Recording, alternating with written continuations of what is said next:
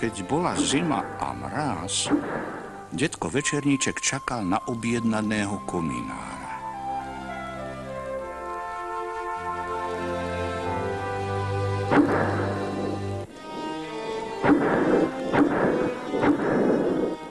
Dobrá piecka na zimu, nie však vtedy, keď neťahá komín, konštatuje detko.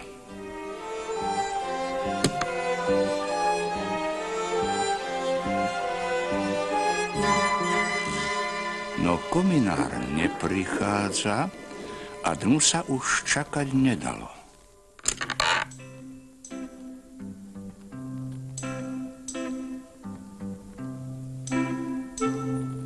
Ešte, že má detko dobrý kožuch.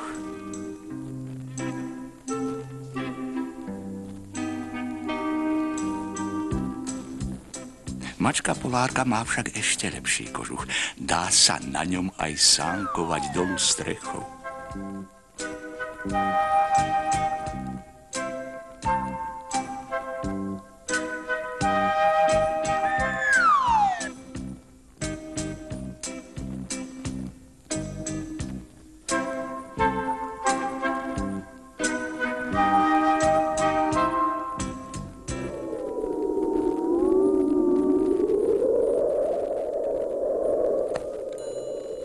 Počasie sa zhoršilo. Detko by chcel ísť dnu, lenže dym mu to nedovolí. Kým príde kominár, zohrejem sa aspoň slaninkou, povedal si detko.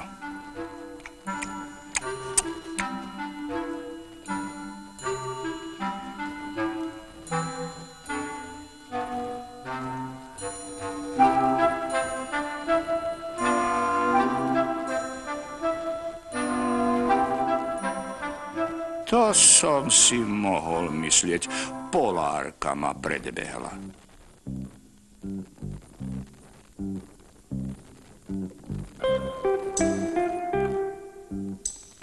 Jaj, taká zima a kominár nejde.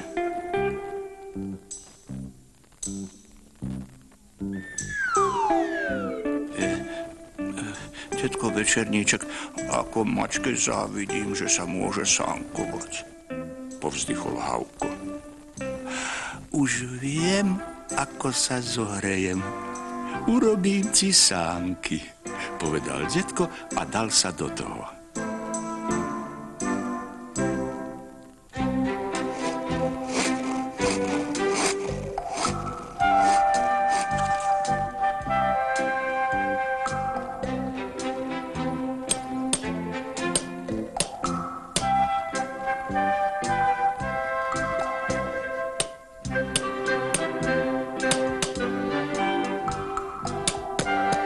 O chvíľu bolo detkovi Večerníčkovi teplo.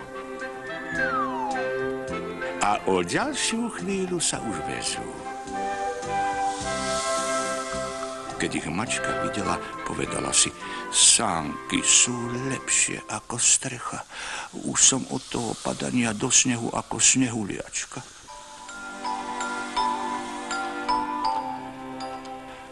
Urobaj mne sánky. Detko si však spomenul na zjedenú slaninku a povedal, to by si musela byť iná.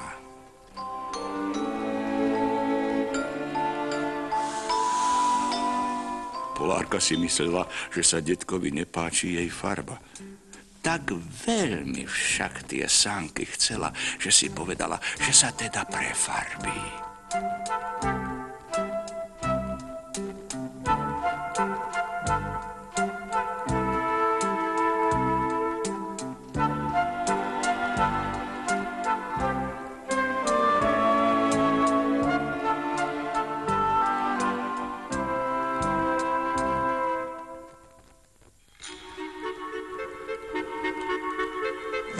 Bola však neopatrná.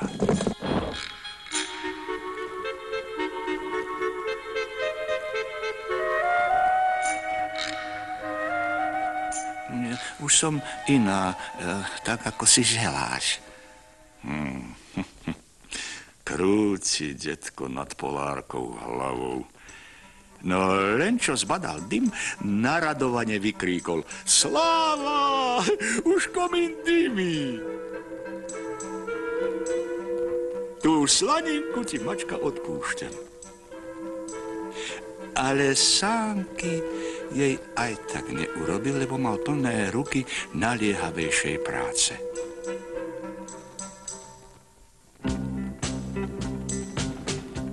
Už je polárka dobrá, povedal s uznaním Hávko. Môžeme pokračovať v sánkovaní, povie po chvíli detko. Všetci sa nezmestíme, zosmutnela mačka. Dobrých sa veľa zmestí, usmeje sa detko.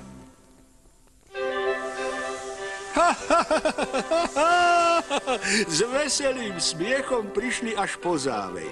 A práve vtedy preletela cezeň biela zimná lastovička. Bolo na nej napísané: Nehnevaj sa, detko, večerníček, nemôžem prísť pre vysoké záveje. Kominár Erno Čierny.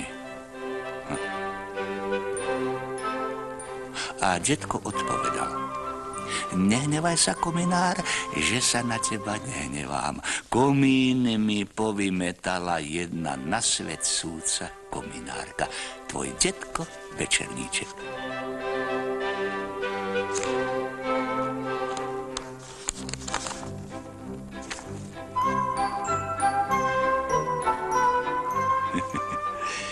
Potom sa pes a mačka sánkovali až do zažíhania hviezd. A čo robil zatiaľ detko Večerníček?